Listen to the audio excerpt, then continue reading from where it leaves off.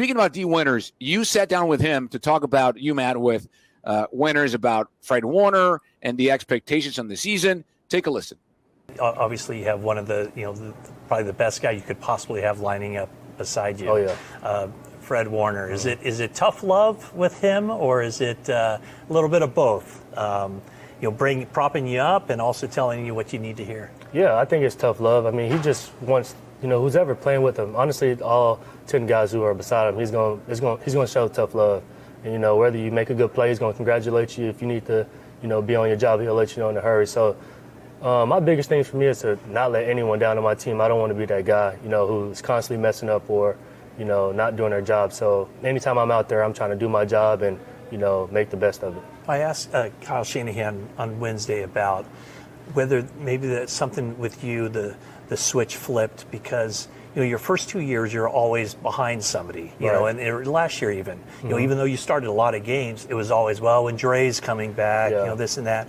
Does it give you a different mindset when when you go to training camp that it's your job? Yeah, no. Whenever, I heard Dre was leaving, work from my rookie year till now, I felt like I was going to do everything I could to win the job.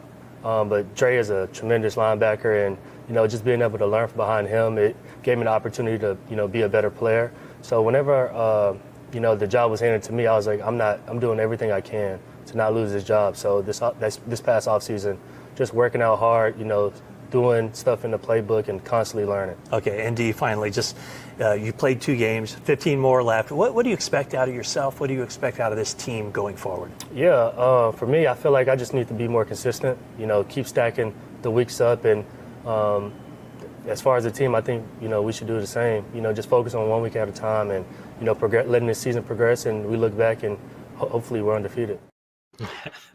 All right, and the full interview with Dee Winters is available now on 49ers Talk, wherever you get your podcasts. We saw the Dre Greenlaw in him last week in Bonta when he got that flag, and this is her roughness. That was a very much Dre Greenlaw-like play from Dee Winters. But I want to ask you about his role this weekend against the Cardinals, and how key could he be / should he be against the run, and specifically the role versus Kyler Murray?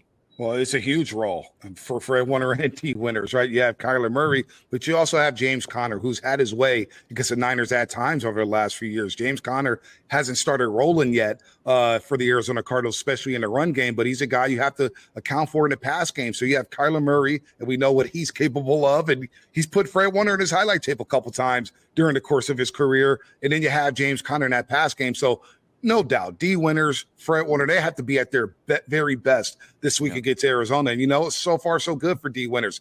No 49er fan, and shout out to Dre Greenlaw. I know he's going through some injuries right now. He hasn't played yet for the Denver Broncos, hasn't really practiced. But nobody around the Bay Area is saying, boy, we really miss Dre Greenlaw, and that's because of the play of Dee Winters.